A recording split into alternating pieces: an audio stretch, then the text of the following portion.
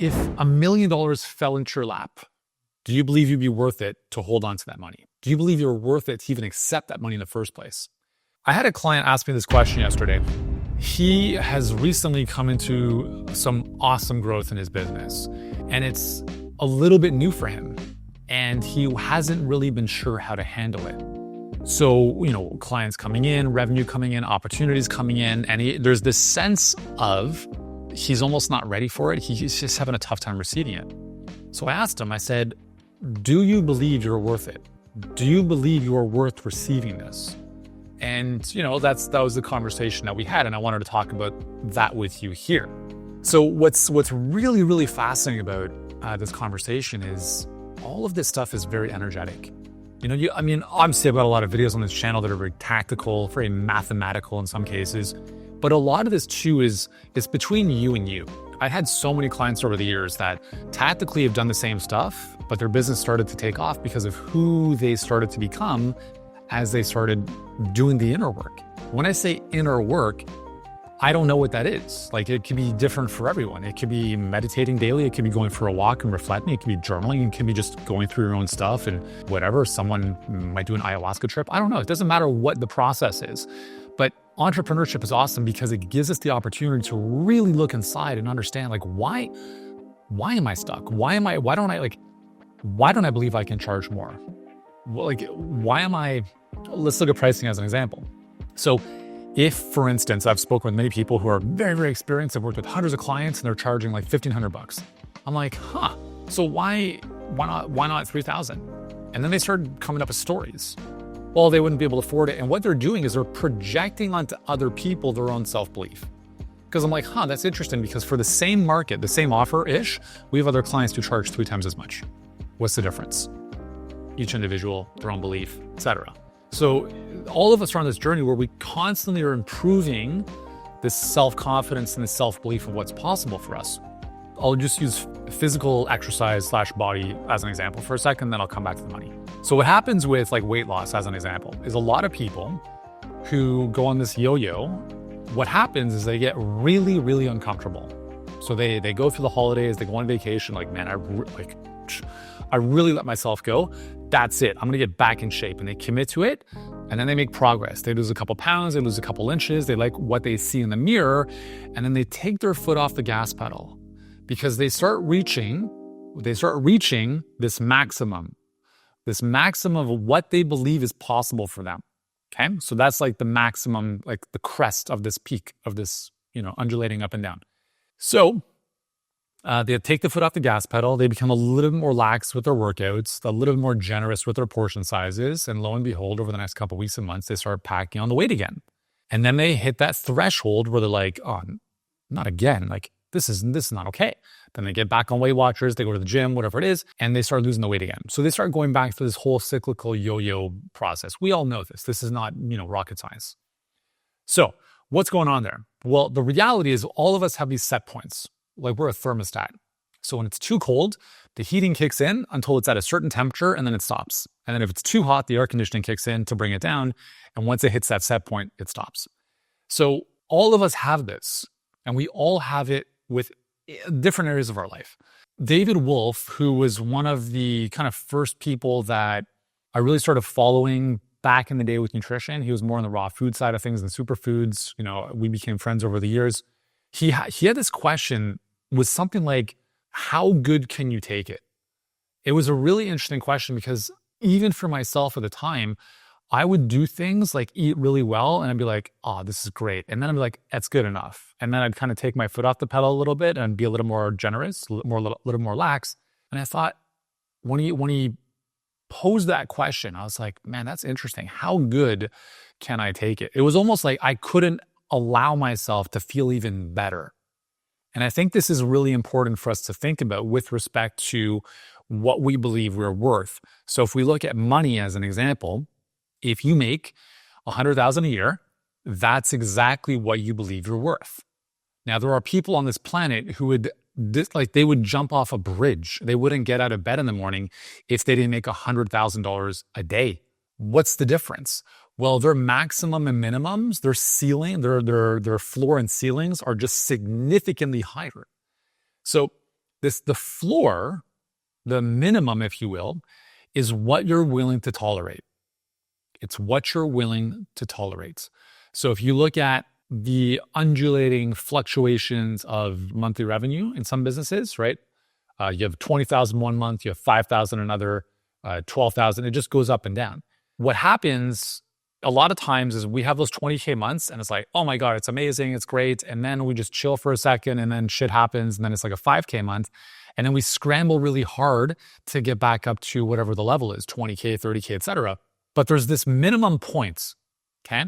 There's this baseline below which we become unapologetically angry, frustrated, viscerally pissed off, like this is never gonna happen again. And that's the floor.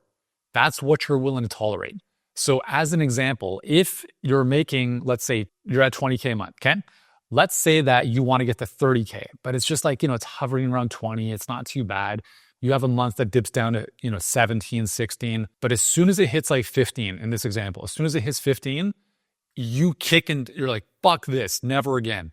That's what you're willing to tolerate, okay? That low floor is what you're willing to tolerate. And quite honestly, even beyond that, wherever you are right now is what you're willing to tolerate. The reason you're not where you want to be is because you don't want it badly enough. If you wanted to make $1 million, and I shared this yesterday in my coaching call, when I was in my 20s, I wanted to be a millionaire by 30. But if I'm being honest with you guys, there's two reasons why that didn't happen. One, I didn't really want it. And two, I didn't believe it was possible for me. Period. End of story. It was a 7 out of 10. It wasn't a 10 out of 10. Because anything you want in life, okay, and let's just use income or revenue in your business. If you really, really, really wanted it, you already have it. But the fact that you don't means that you don't really want it. And that's going to be hard for some of you to really accept. But you have to understand this.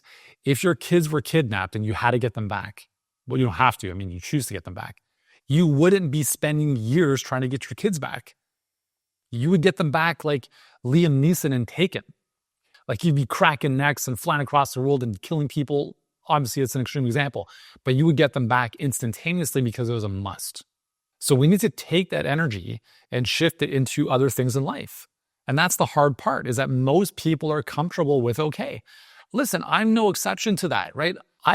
We all hit these plateaus. We all hit these minimums of what we're willing to tolerate, okay? And we're okay. We're like, yeah, it's not too bad, right? It's not too bad. No. Be okay with saying that's not okay. Don't say stuff like it's not too bad. Like you can be grateful for what you have, but you shouldn't have to accept what you have. It's okay to want more. There's a lot of conversation around, the secret to happiness is having no expectations, having nothing that you want. I'm like, what kind of fucking life is that where you don't want anything? We're on this planet to want, to grow, to experience everything. And if that means you have pressure, if that means you lose sleep at night, congratulations. Welcome to what is called being a growth-oriented individual. I'm not saying you have to lose sleep every night, but to accomplish anything great is going to take sacrifice. And sacrifice means getting uncomfortable, doing things you're not currently doing, giving up things you're currently doing that aren't supporting you. And what happens is a lot of people, their baseline is just so low. They're settling for mediocrity, and that's the biggest pandemic in the modern age.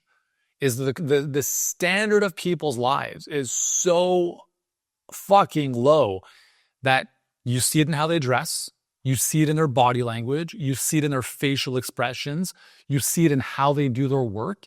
They're phoning in their entire life. They're just calling it in.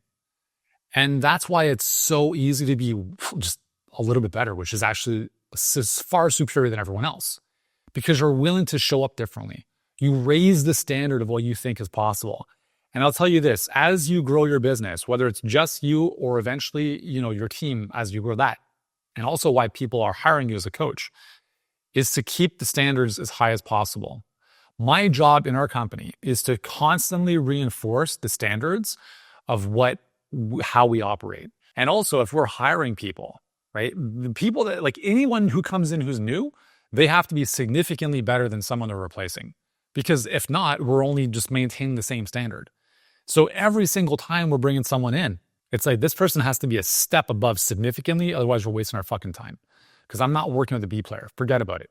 Also, your clients, the more people you work with, the more you're going to recognize I'm not working with people down here who don't have like the headspace or the commitment level or whatever it is to do something.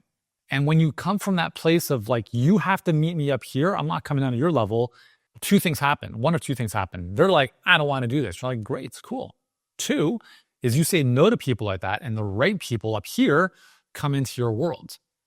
And it all comes from raising that minimum, what you're willing to tolerate. You get in life what you are willing to tolerate. The money in your bank, the relationship you have, the body you have, all of it is a reflection of your standards, period. Now, at the high level, it's what you believe is possible for you. So why don't people set bigger goals? If I ask someone, hey, where do you want your business to be in 12 months from now? They're like, oh, I'd love to be making 10K per month. I'm like, why so little? Because they don't believe they can make more.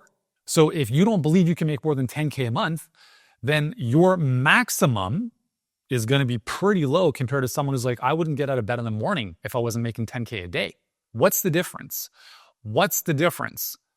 All it is it's a belief system, and it's a self-worth where some people, I'm not saying you specifically, some people don't believe it's possible. I was actually having this conversation at dinner with my kids last night. I'm just going to have a sip of coffee, not copy, and then I'll tell you this.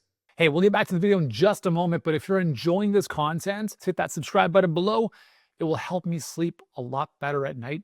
But more importantly for you, it'll help you build your dream a lot faster. So go ahead, subscribe, and we'll get back to the show.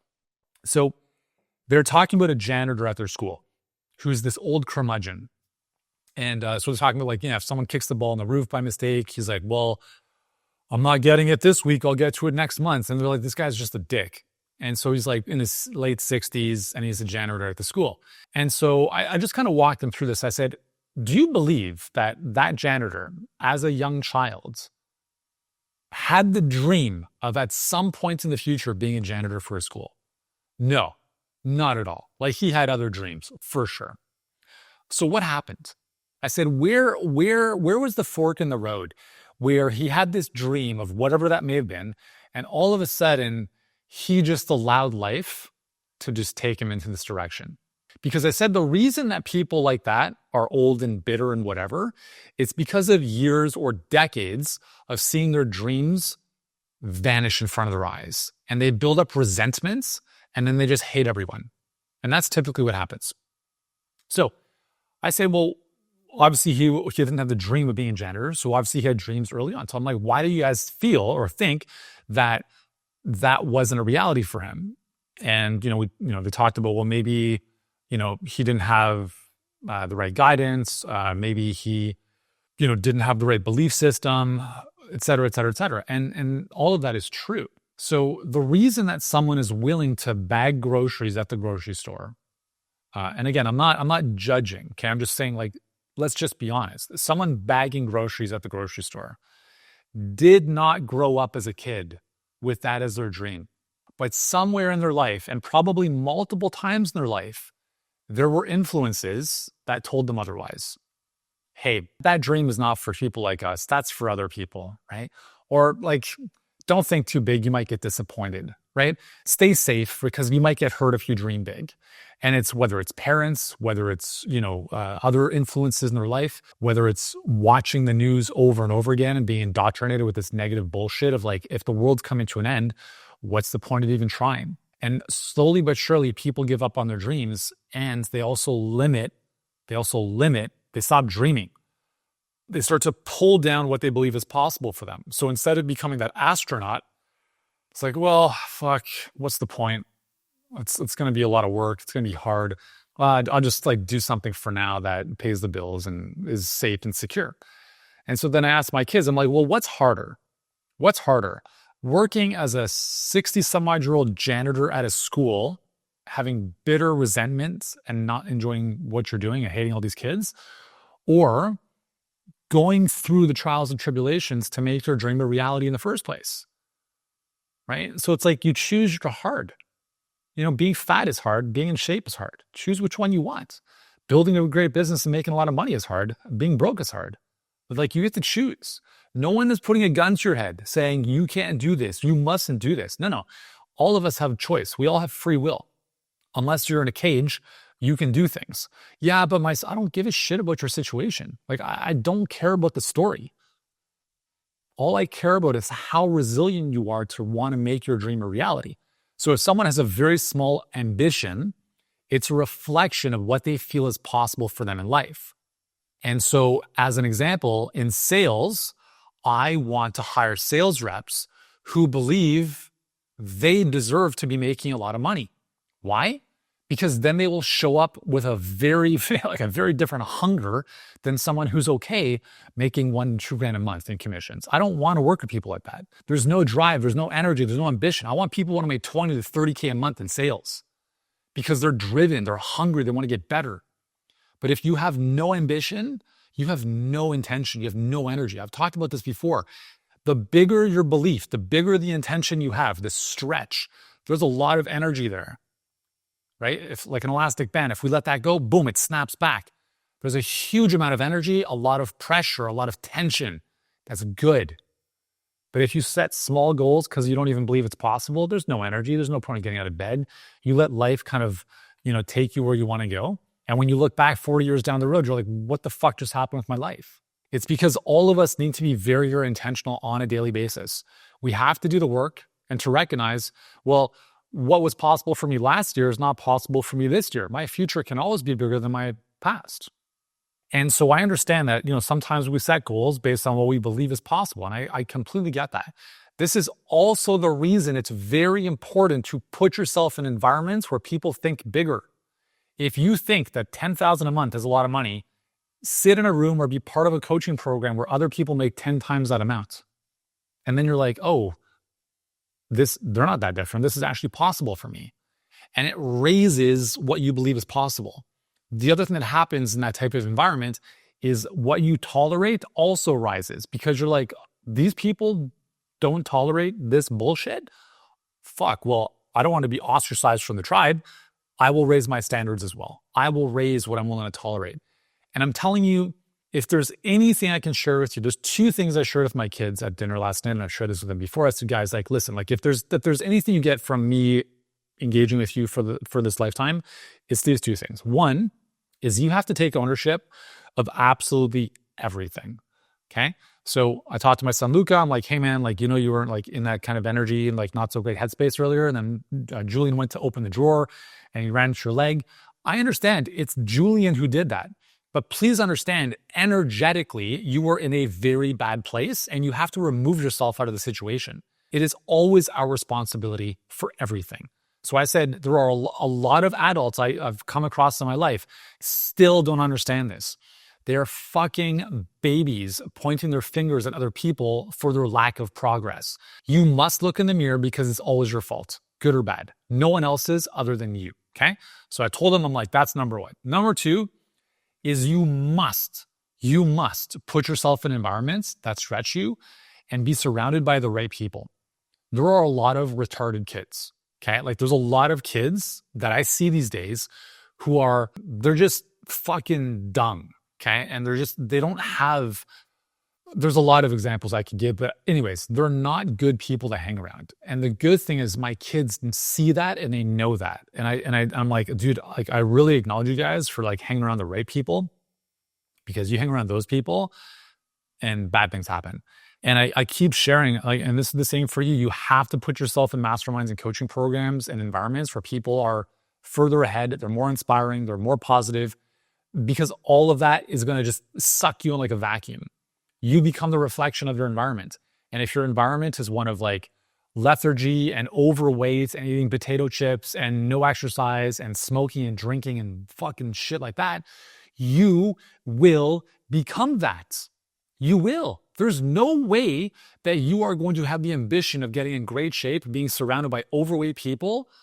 Never going to happen. You have to cut those people out of your life and find a new group of people. And if you don't believe me, then have fun for the rest of your life trying to figure this out on your own. It's the same in business. You think you're going to grow a business on your own somehow. Okay, good luck. You think that building this business online when everyone around you doesn't understand what the fuck you're doing is going to be viable. No, you need to put yourself in ecosystems where other psychos, crazies like us, are in these groups They understand the lingo. They're on the same path to the same destination. They're all a little bit nutty like we are. And they're forcing you to grow, not by telling you, but by showing you what they're doing, by leading by example. You put yourself in that environment, you change your life. You do that and you take responsibility, everything in your life changes because you raise what's possible for you, what you believe is possible for you, and you raise the floor of what you're willing to tolerate. And then when you go back and talk to these old people again, you're like, what the fuck am I doing? This is why I don't hang out with anyone. I literally hang out with trees more than most people, unless they're the right people. I don't like making chit chat. I go to these soccer games with my kids.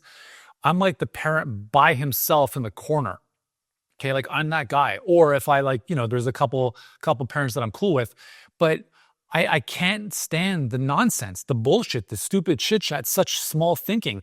If I put myself in those environments, there's no way. I protect my inputs.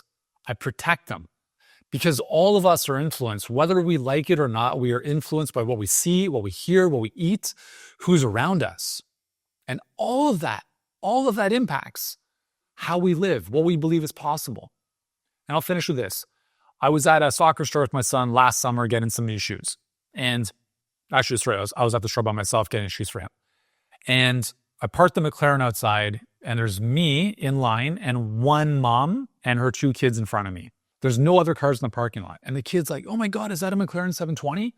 And then the mom says, well, it's not all about fancy cars. The most important thing is your health. I'm like, what the fuck just came out of your mouth? Number one, she doesn't even know apparently that that's my car because I'm the only one in the store. And that belief system, what came out of her fucking mouth, told me everything I needed to know, unfortunately, about how these kids are going to be raised with small thinking. Because I'm thinking, because you have a fancy car, you can't have good health. Like it's one or the other. It's not about the money, right? Health is number one. Like, cool. Well, I think I'm pretty darn healthy and fit, and I have that car. So, but I'm sharing this because that, again, is an input that she is planting into her kid's psyche, which is you shouldn't strive for things like this. That's not for people like us because we feel that health is more important or like school and education is more, well, whatever the bullshit story is. Okay. All of us have these stories. And that's why I'm saying you have to be very, very cautious of who you spend your time with because they will say things they're not even aware of. And they're telling you their blueprints. And their blueprint was implanted into their head from someone else. Parent, grandparent, teacher, religious leader, whatever. And unless that is the narrative that you want to live your life by, you need to run as far away as possible from that. So I don't even know where I was going with this conversation. I think it started off with a client who was asking, how do I receive more, etc. Hopefully this conversation has been useful for you. And it's these two boundaries, right? What you believe is possible for you is your maximum. You will not make more money than what you believe is possible for you. The way we get out of that is we put ourselves in environments and situations that stretch that. Sit in first class. Next time you take a flight, pay a little bit more, sit in first class. All of a sudden, you will think differently about what's possible for you. You'll never go back and coach, okay? Second is what we're willing to tolerate, okay? This you got to work on. This, you got to put yourself in situations, again, nice experiences, better people. You're going to start to see how people think differently and raise your own standards. How can you show up in life in a way that's more consistent, more demanding, and showing up in a way that you know you need to be, but maybe aren't? So anyways, that's all for today. I'm going to stop talking now. I hope you found this useful. If you have, hit the subscribe button, and I'll see you in the next one. I shared a memo with my team this morning that I think hopefully will resonate with you as well. And it's essentially along these lines, which is businesses do not die of starvation. They die of bloating.